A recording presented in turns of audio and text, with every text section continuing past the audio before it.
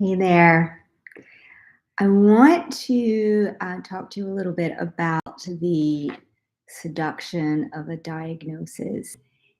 When I was suffering with chronic pain several years ago, I wanted answers about what was going on in my body. And I thought that if someone can tell me what it was and what was causing it, then I would get the right treatment, and then the problem would be solved. So I went from doctor to doctor looking for a diagnosis, finally got a diagnosis, and then from there started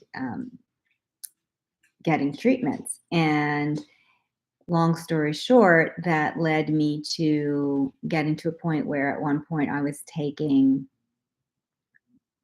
a handful of pills, probably 12 pills a day, not 12 different medicines, but a total of 12 pills to manage this chronic pain syndrome that had a label. And then, of course, like anyone else, I would go on and Google and see, what does this mean and what should I do? And I was getting some terrifying feedback and listening to other people's stories.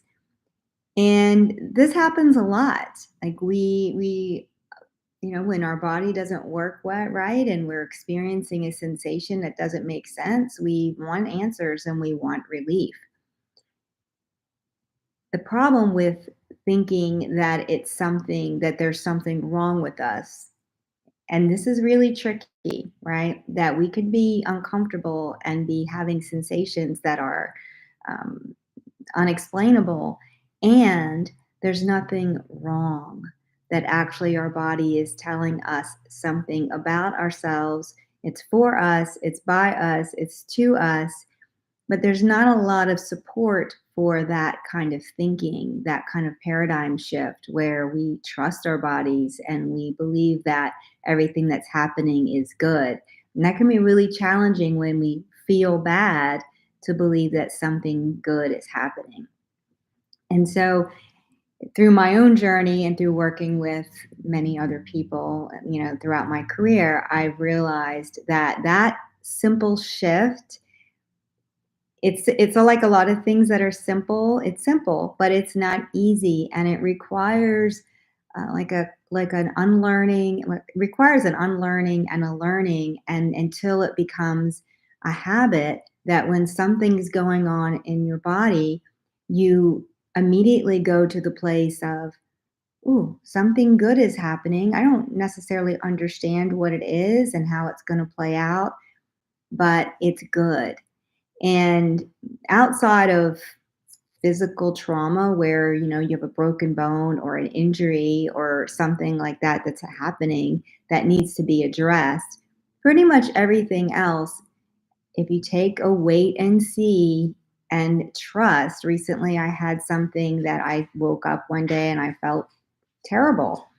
I was in pain. I was having chills and body aches, and I had no appetite, and I was really tired, and I didn't really understand what was going on. So my mind went to, oh gosh, what's bad is happening, and I was able to practice what I teach, which is something good is happening here.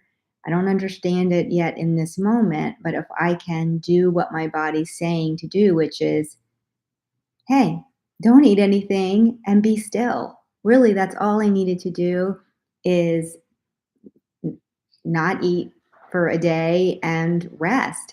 And guess what happened? Within 24 hours, it was gone. It had passed through me. And so that is, like I said, not easy to do, because we've been programmed to think that if something's going on, that we're broken or something bad has happened, and then we need to go to someplace outside of us and seek some kind of medication or treatment that's going to fix our brokenness. So yeah, I have a class coming up that I want to invite you into, where we talk about this a lot more. This, because it's truly a paradigm shift, and it takes a little bit more discussion and exploration about how we got here to such a place of not trusting our bodies, and such a place of habitually seeking something or someone outside of ourselves to fix us, and how it really requires a paradigm shift. We can get really pissed off about the pharmaceutical industry and all of these other businesses that capitalize on us not trusting ourselves. And, some of those things are definitely egregious and terrible and really criminal. But at the same time, until we come back to trusting ourselves and believing in ourselves and our ability to heal, there's always going to be something that shows up that capitalizes on our fear. And we might fix one thing, we might get the pharmaceutical industry under control somehow. I doubt it, but let's say we did. But if we still were fearful about our bodies, there would be some other thing that would arise to capitalize to, reinforce the belief that we already have, which is that we are not self-healing, regenerating, amazing technology that we call a body. All right, so come to my class and we can talk more about it. I hope to see you there.